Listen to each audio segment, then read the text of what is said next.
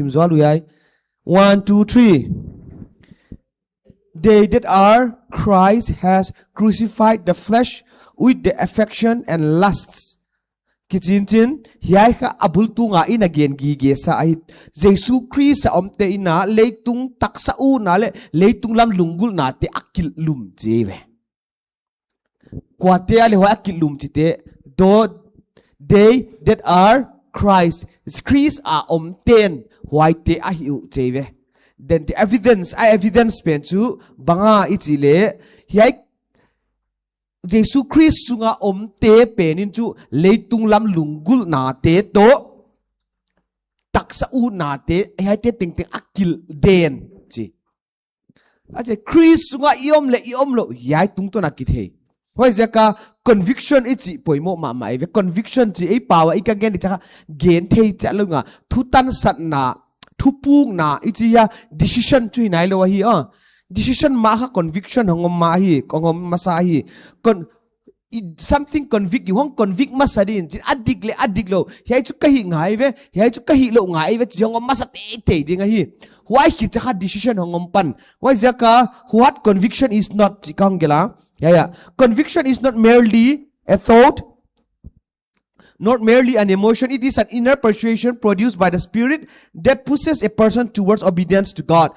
conviction is pen kha ingai to na mai hilo ai kele emotions te apat ta hong hilo win chin sungla ma pat hong ki pan khasyang thowin thumang dinga ahon sol na ana hizo aive mo conviction is pen kha om nge le hiai da na tua khat diwa man na hin khuwa na tua kilo na tua te yungai khat mai hot dam na itang ma ale mo itua te di khat mai why conviction it will convict you in your heart na lung tang hong ki convict ma sadin chin why conviction tak penin bangon chi dia I chi le nang khan wam salo di nei ve hiai da itua khange wa thil I khel khak zaka om thailo mo kisel thailo adik ma mole ithil tua pen ibol dik ma khat bang nong gen thil khat ba hi hialin chin huai a hi khel pen kya ngai dam awanget ma imu thailo cheve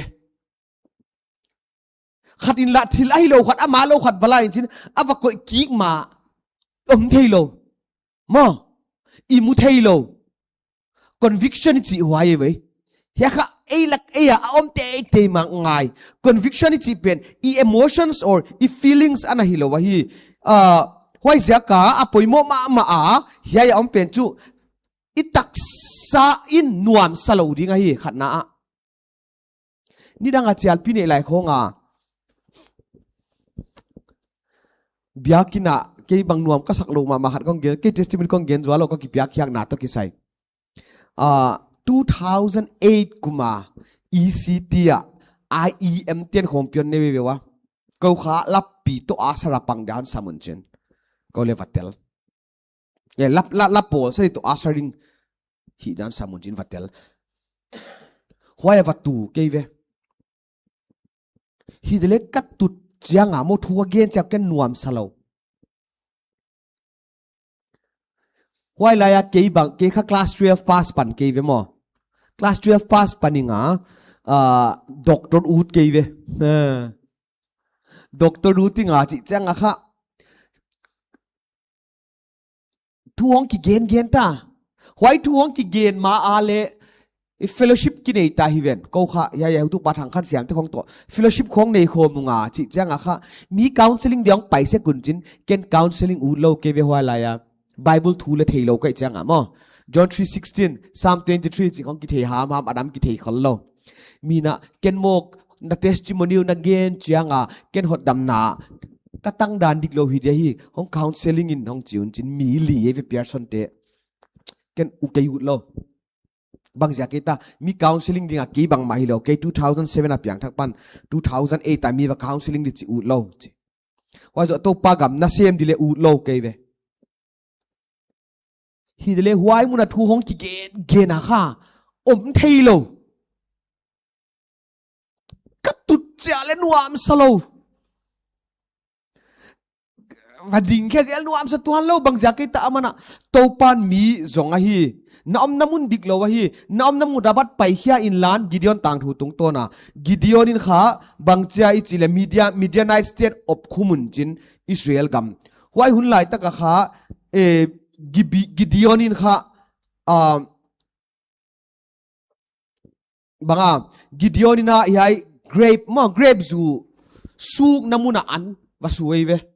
ông lo akisuk lo đi muna vasgu why tuang gen chang a ke hong khoi kha tai vele nang na om lo đi muna ông chi i ken to pa bang ma ka thei lo pi cha ka dong le on dong king na chu to pan why tung to na nani bang to kwanin nong kichi why cha theinon lo ke voi as Kipiakkhiak ut lo why ni chu Kipiakkhiak lo lai azing chang on sap no cha chang kat tu dio ka ding dio tu te lengเขาพกเราอินกิปุกเล่นกิโลไม่เป็นวามโลKipiakkhiakดิชิวงไกดอกต้องรู้ติงอ่ะมั้งKipiakkhiakดิอุโนเราทุกอย่างน้องคอยแล้วมาไม่จะมีตัวไก่เสียก็มาดิ่งโตไหมหูจักKipiakkhiakเว้ยเฮ้ย conviction จีเป็นฮัน convict เป็นมั้งบาง you it will feel uncomfortable นั่งนวมสโลว์อยู่นะฮี conviction ตะคมจะนวมสโลว์อาเจสุคริสต์นำปาสางอมเราว่าฮีมีconviction om te ngai he kha tu lai thu gen tele ki gen halloween jin conviction hi ai nang hon dot kha chen khat hong om ngai hi why zaka real conviction often leads to uncomfortable because it exposes what the flesh has been protecting ke ka flesh na ut pen bangale doctor ei voi mo hi le Bangchi real conviction pain chu why conviction pain chu why pain hi lo di hiai pain a chicken kana sel gu ka ur hian pen Kipiakkhiak ngai hi changa nuam lo we why zaka Bangchi chile conviction creates conflict nang on nuam salo dit thu gen khon nang ngai changa le nuam salo di nei ve why ve chial pi nei chang khonga setan bete khong bang mo a hong buai se it convicts them in their heart ile Taksa un sangut lo wai changa khen khat te bang ki ko khen khat te tai po tu ma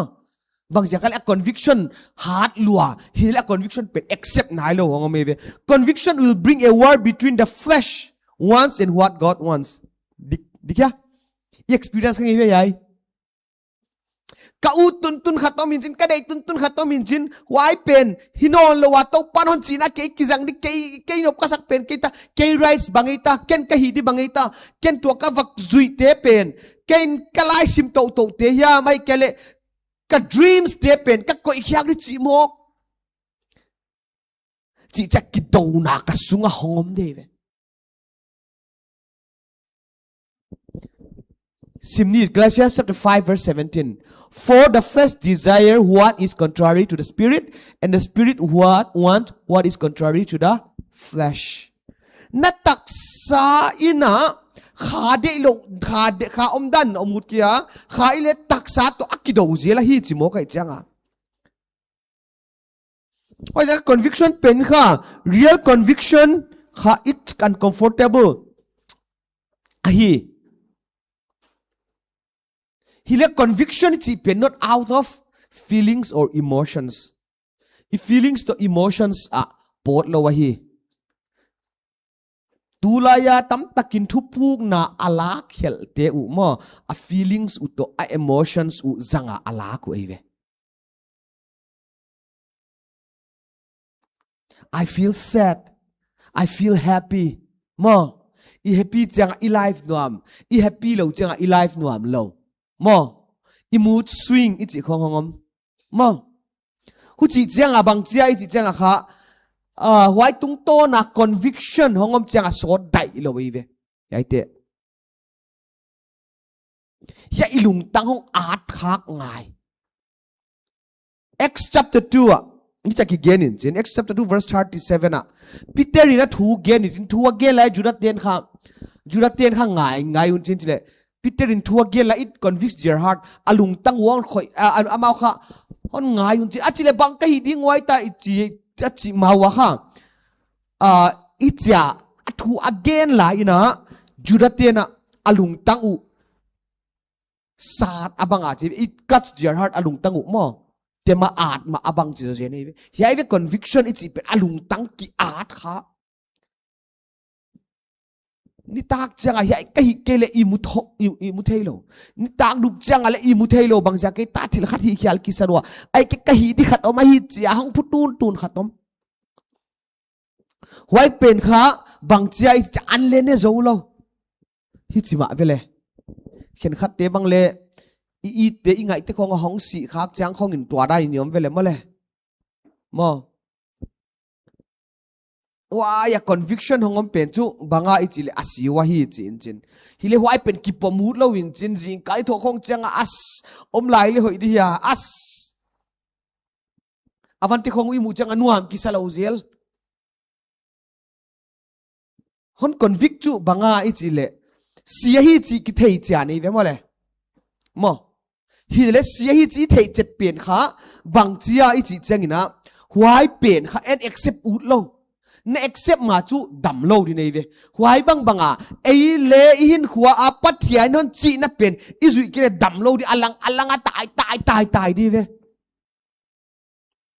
hua lung kim na le mu tuan lo di ve he ei loi kha e biakina o ma thu ma kap a mo pau thei lo a pawa biakin khong a lak po sa a khophok lo zena pu ka kilan hia a om khre in chin hi dele huai pen kha true conviction hi pa lo ve huai conviction tak ei a hong om keu chang a nuam hi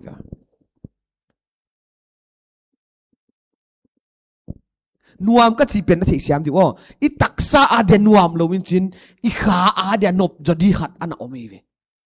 ken tel zo tak di mo hiai pen hoi ja ka true conviction pen kha it is not drive by emotions or it is not drive by feelings hiai chet ei ve min a hon care je kule nu mei te bang min ahon care je kule oh I feel comfortable you know the most easy things to manipulate others is their feelings and emotions na feelings to na emotions hong ki manipulate nge le why pen in kha bangon chi di nga le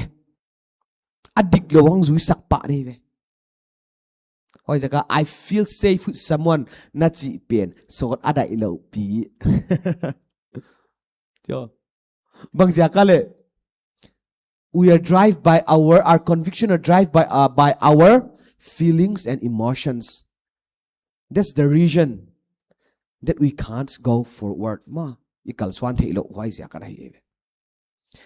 if feelings jaka pai di hile mo tom chik ta eve feelings te pen ei siam na di na mobile phone wa min chin au hong be to ka booster thun zwal hanga som thum man khong ni khat ada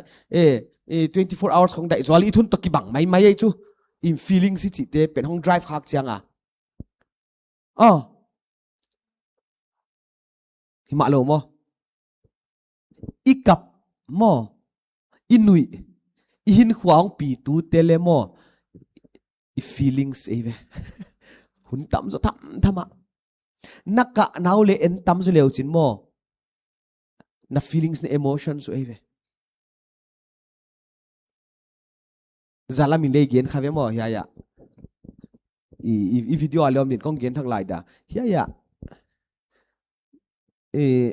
khat vei ko la kale sial mat le nuai ya le hiam khata naw pang khat omin naw pang khat to apa omin apan khamtheih naw pang khat avamu ve wale mo ava pan pi ve wale zai na cho a khonunga kwan pan pi non phok non lo ve li yai te emotional drive ichi mi va pan pi put put emotional outburst oh happy wa nei va pan pi ni va pe toi wa yo cha be veng pheng phok non lo so dai lo hoi ja ka hot dam na to kisaya chial pi ine chianga le Bangziak mi ki hiang wa ki hiang lo wa chale because they are convicted only to their feelings and emotions not in the heart lung tang at khak bang lo ve at khalo Why is that? True conviction brings true decision. True decision sin kha true action on lakahi. Cham te ni o hiai. True conviction. Thei chet na tak ichi dama conviction. Thei chet na tak pe na thupuk na tak. Thupuk na dik. Ahon bo saka thupuk na dikin hin khodi khon jang sakai ve. Tu lai tak ai thupuk na te pet emotional feelings ahong hi nge le bangchi ai chi le. You know, conviction through feelings will be driven by feelings. Male. And your decision will depend upon your feelings. And your actions will be depend upon your feelings. Nghe nó. Ya, với mô mama. True conviction. Male. True conviction in true decision ang po sakin chin. True decision in true action ang po sakahi. Achile, hiya, feelings. True conviction in feelings true decision ang hidi. Mole. Thisa mo ya. Achile, it will be, and your action will be depend upon your feelings. Feelings pain nahin kuwa ading ang pituang swak zeldi. Na emotion sa hile, emotional conviction ka emotional decision na lang dito, emotional actions. Emotion to feelings ka. It always change sa hi. Tulay i-weather to kibang ahi. Ni sa vel balit sile vonzu. Jingkal chiang puan sop sa sawin. Puan ap ni salai apho le vonzu gel to asel. Why to kibang e feelings emotions te. Why cha tu chidan di voi. Buai hwala tel. Why za ka hong drives to pen your emotions and our feelings hidden eve. Asile abana yele doubt om in doubt om nge le. You're not sure about your conviction. Doubt na ile. Mo. Ginlel na ile. Nagintak na natupu na le ginglel di china. Nahin kwale ginglel aga omlo di china. Why sa ka tupu na diktakin mo? Kapuk khamtheih lai diam chi omlo wa hi tupu na diktaka. True conviction na mo. Kapuk khamtheih lai diam chi omlo wa. Di kya? Lompan le zianei ta. Zite kya nga kazi kya nga imo ngan ngai nga nangari ngina ginom the dan danin. Kong ginom dia ikite ngo chile utak le puk chu puk khamtheih mai the kai khong chile chu na muan huai lo di dan chu. Na manuya. Ite siang mo. Why bang to pa kya nga le na thupu na pen thupu na kichian tak. Mo. Thu khen san na kichian tak. Nei ngai ne. Hi non lo di. Mo. Na manuya. Hiai pen ngai eve. Why dan lung sim ponon lo di. Why thupu na kichian na hon nei chang amo. Na thupu sorry. Why conviction. Why tan na lung tang khoi kha thu tak pen na hon thei chang na conviction pen na clear chiang na chiang wa na decision pen le ke chu puk no lo ri chigim gem ni nei ve.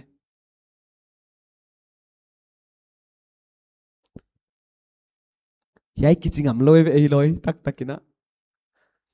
Why zaka ithugen tamzo aleken ke chiang amo. Why kho pu khak thei apu khak thei pen na lung kim lai ve ke de cha ken hi te khong bang le ithupu I conviction clear lo wa hi chi ke ve. Conviction chu ka hi non ke di achi wa hi u no lo di clear decision lang na nga clear conviction ne nga ya hi. Hiai conviction I hon nei changina thupu na kichian I hong la ke chu ho no lo mong di ke chu huai te to le ki ho ki thu huai te to kal suan khom lai leng ke puk di kai mana ken chu amau zui non lo mong di ken chu hiai te pen khoi lo mong di hiai te pen en non lo mong bung en leng puk di kai man ka en non ke di ja thu puk na kichian lak nang a conviction true conviction ni mot phot ngai a chang mo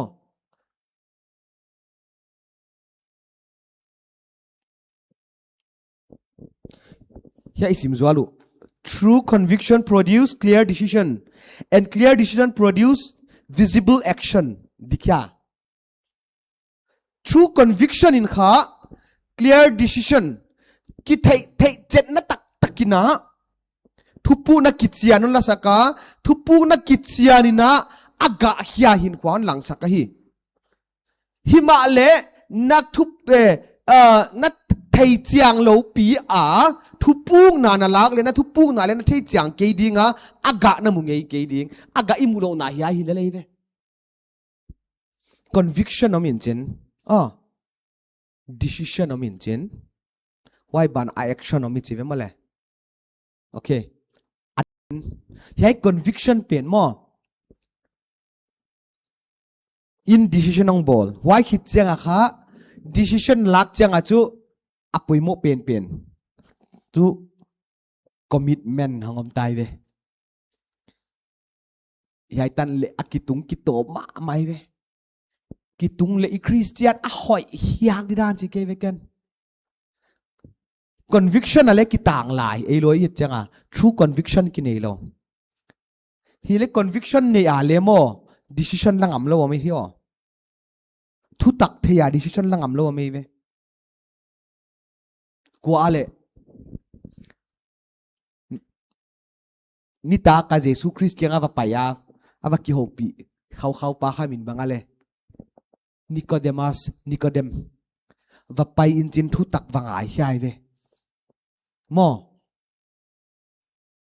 mi hau sapa hawa hau sa in chin jesu christ kyang ava pai in chin jesu christ ina banga chele na ne lam teng joakin la na sumu te kwate kya pen chale gen the te kya pen la ke hon zuin cheve thu tak thei ve hile zuyu lo ve ma why bana felix ki cham in chen exa en leo chin peter in thu gen in chen paul ka chin wa paul hin ka the paul in thu gen in chen why takina felix in it convicts his heart jeve hi dele aman mo zui ngam lo zuyu lo Bangziak ka le thu tak thein chin zuyu lo Bangziak ka le aman zui ngei le opposition kha swa de changa zuyu lo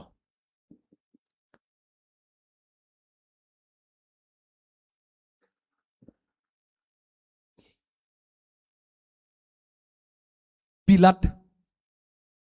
in le jesu christ in khelna anei ke chip to pai ve mo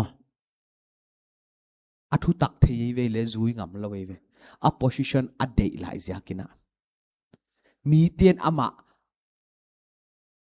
ahe sandiu alau zakina huai athu tak pen ding pi lowa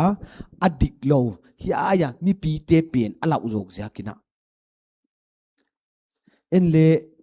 adik pen ding pi ngam lowa mi ila uzok zak hiam I emotion stand den changina kipo zo ke khale chi ila luat ziaka thupuk na langam lo ki tam lo lai ve thupuk na lak ke le adang alla khate te nei ve Billy Graham ni cha gen in chin nal ka sak ma pen if you don't make a decision thupuk na lak lo wa ai le thupuk na kila khina hi chira i ve khan vi ko ngien thang lai yo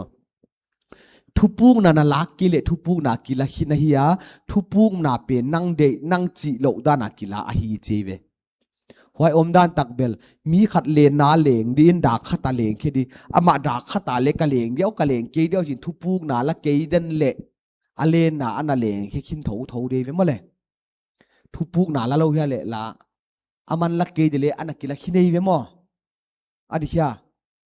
hoi je ka thu tak pe ni non tai san kha thei mo ke ve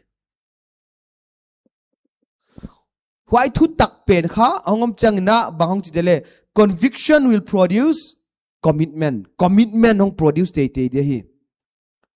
why commitment is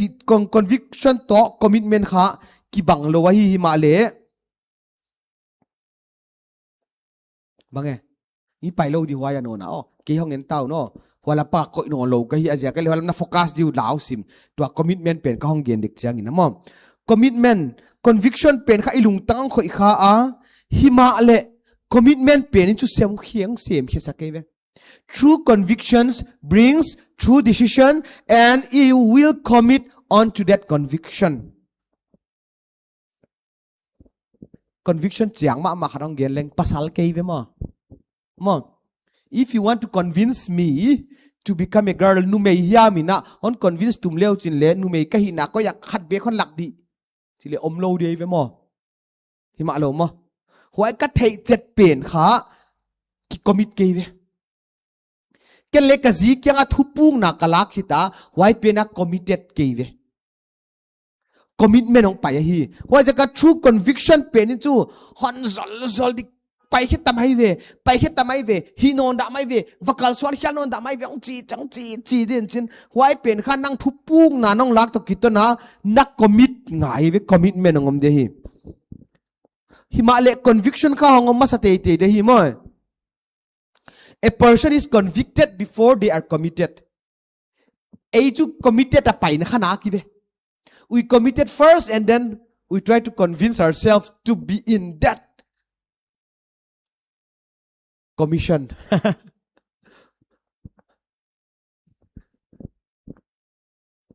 thì sao mu yak again thupung na lama samok mo in kipiakkhiakna hinung changa bangale ka kipiakkhiakna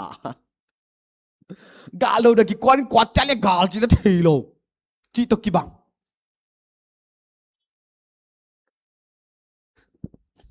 kipekkhe phot di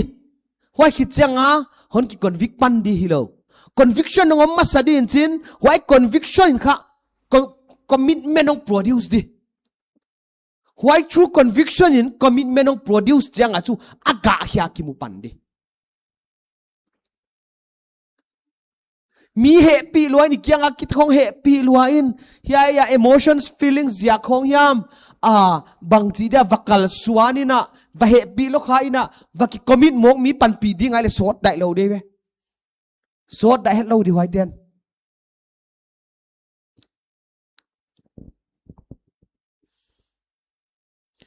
conviction om lo na commitment pen kha sot dai lo hi white sot adai lo jak Bangziak kai chile ama kha emotions ai ke le excitement ki pa ziak hiam emotions hiam feelings ziak hiam ai ke min asol ziak kwa ma vakal swanong khamok de ve kwano di je ka apur le khol lo vakwan mok ome ve male they are committed because they get pressure from their parents or their peer group akim akyang alom le avol ten ana sol zia ku hiam anule apan ana sol zia hiam gamle nam adi nga ana sol zia ku hiam bakwan mok ki committed hilo hiai te pe ne vek abwai huai gi ge se pai la kalia chiu committed lo ki sol ha thu chial pi nei chiang ale ana tai gu te kha kwa te ale ichile ki sol ha taung pai te ve ki sol hat ma pressure ki sol chiang wa kwan mok hiai ten chu hak sa thuna tai se du thei sai ve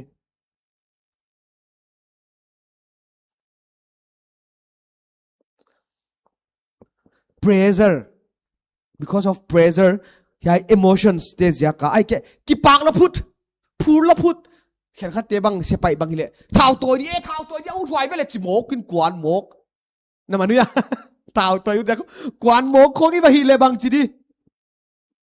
committed hi lo vai ne excite zia ke vai excitement chi pe ni sot dai lo vai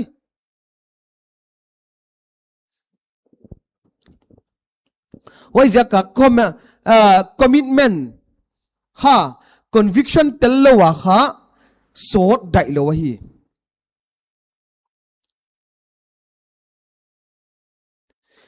himale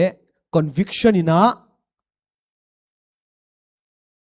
conviction must bring commitment. Commitment ang pong pot te dia hi. And commitment pen chu na commitment tung to na hiai chu a conviction sang ma ai ve chiang ki thei ta dei ve.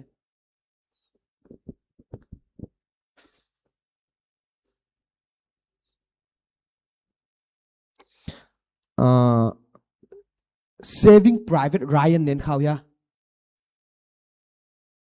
video min thang ma mo Saving Private Ryan kichi kido pini na la hi le kilom Ryan kichi khatam in chen a u nawa galdawa kwanu a u si asangam pasi chini asangam pasi in chin hoi zaka ama le kido na front line na oma hi mana kha ama le galdo dia galdo na ma tonga wa oma zaka asung kwan wa mi ni asi di phallo wai changa a heu tu ten solun chin mo I mean bangali hai atang valpa min ka gen le hang pot chet kia na thi khaw ya pheka kon lo ata takat sil tu hi bangali hoya khang kwan in chin ama le amau team te hang kwan un chin hoi mi pa Ryan pen mo pi kik ding a kwan wei vewa pi kik ding a akwan takwa Ryan avazong zong chamu zoulou chin amau le alom te khong ule hong siu chin ato pa kha Ryan va muwei vewa hoi se pai pa asangam pa sia hi chi tak amale po nine chin hoi jaka nang in la mai heu tu tena kik dan so lua hi hoi jakin hi front line nu se la ki kin a chi ule mo aman ka ki ke di chi ve ke kalom te to hiai ya homu ken kalom te tai san di mo chi a conviction asang dan na manu ya ke kalom te gala do lai wa ken tai san di mo chi mai ve a conviction asang dan hoi om dan tak chu a conviction asang na bang chi thewale a commitment a kim wei ve na manu mo a commitment a Kipiakkhiakna nang na sat dan Bangziak kin na sa ale a conviction na sai wei amen hiai ve i conviction asang le ngei le mo i commitment sang ei ve naman siya mo na decision sang in chen na commitment le sang ei ve why is that conviction give birth to commitment pen kha in your commitment proves conviction is real na conviction tak pe na commitment a kinga ahi na commitment na conviction atak tak na nei hian na nei ke ya jong kilak ahi galo na phuala le hinte tak takina haksat taka om namuna vapang te map nung kilo vapang te haksal le sumle pai om lo nek la om lo le va om te na hi le chu na commitment sang ma chin hai ve na commitment asang le chu bangale na conviction asang ma chin hai ve huai lam pang igen komin pathian a le Kipiakkhiakna mo asang ma le ahon convict tu ahon sol tu chi din te mo i thei chet pen i kip wai pen kha chiang ma chi naung hi le ve Bangziak puk i jale tu lai i conviction u salo niam lo feelings emotions jak cha wana hi i thei siamedina conviction is when God speak to your heart. Commitment is when your life answer it back. Con gen thang lại không? Conviction is when God speak to your heart.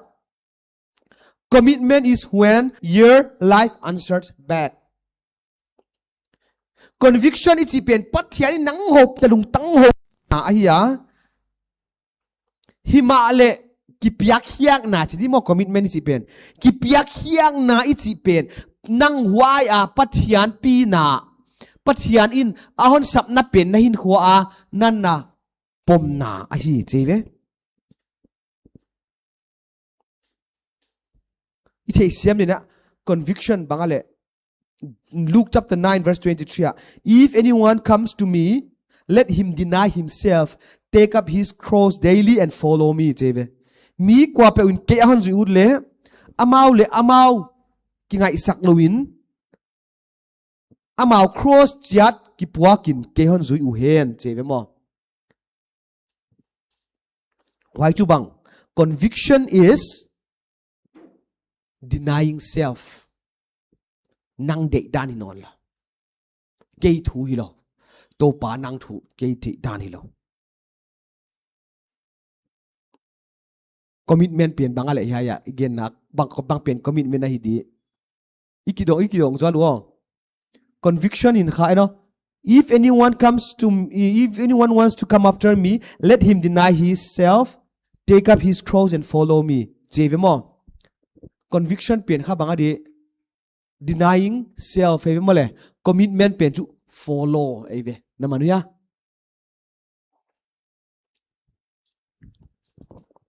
why jaka conviction ne ngai hi I commitment it's yung amin chin 4 types of commitment ang gen pi deng conclude di kai 4 types of commitment khatna a conditional amin chin conditional hiai omdan pen chu lal hiai dan taki bangai ve hiai te to pa hiai dong piak le hiai ka hi di to pa hiai dong si sa le kang zui di ma to pa ken ke kan zui thi dan da in kan zui di to pa hiai dong wa zo le hiai kong hi sak di nong wa zo na na in kan zui di conditional a condition o ma commitment bol mi ve adikya khat ve ya tong chin ka tanga kal le kunga dam sang lo ma mai chang wai tong chin ka tang pen ki patung de ka chu wai mun kal to ten kha ta tong chin kho mi chen genu wai mun kal to wa thum na nei te lo ching zel wa hi alo ching chiang wang pai to no ni chin wai mun ma ki pa thu ge na nei zel wa hi hu che chu wai mun thum di mai kal to amun ka to gim lo ma kai chang to pat kat ngien ngam lo nghiềnแล้วโลจริงสักเลยว่ากัลโตนวนดิจูงาบโลหมกตัวปันอันไว้ละมาเลี้ยนดงหน้าอินเตะจะไว้ละมาเงียนมั้งก็เงียนนบเปลี่ยนตัวไปยัยน้องฮีสักเลยยัยก็ฮีดีจอมไปเลยมั้งยัยเปลี่ยน conditional เลยเว้ยยัยด้าน conditional commitment นี่กิตามีเว้ยไอ้ลอยแหละขัดเวบางมีขัดท้องไปจริงเฮลตุปาลอตเตอรี่กัดติงาลอตเตอรี่ก็ติงาลักซบนี่เห็นจิน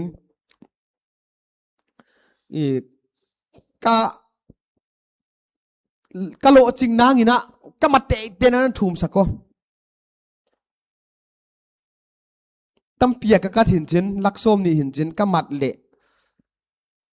10% ก็หอมดีจินิกนะใครจ้ะเอเลวายด้านเดี๋ยวสิมโมโตไปย้ายน้องมัดสักเลยโมโซมาคัดกับไปดีจะเสียนี่เว้ยอีกิพิยักนาเลหวายตาน้องเฮียเวมอตัวป้าจีหอยน้องเปียนจีหอยน้องเปียเลยกันจุยดี conditional เลยไว้ยัยเตะยัยด้านอีตั้มด้านเอะอะดิค่ะหอยบานะsorry conditional อะไรอาศัยกันนะ convictional เรามีจริงๆจู I serve because I believe ก็กินตักเสียก็ same ก็ฮีHiai again I follow because I know that God is speaking to me. But yan kayang ho Kipiakkhiakna ken ama zui kahi hiai pen chu emotions siam feelings siam miten hon soul ziak hiam tanakal swan hilo. Kuali example Abraham male. Abraham bang le conviction ale convict ve pathianin hoi jaga kal swan ve to pa hoi tak nan tung sak ke ngei le ole hu chi ke le ko to pa tom chik be ko ta ki pat na diong pya le chilo chin kwan hiai ve hiai pen kha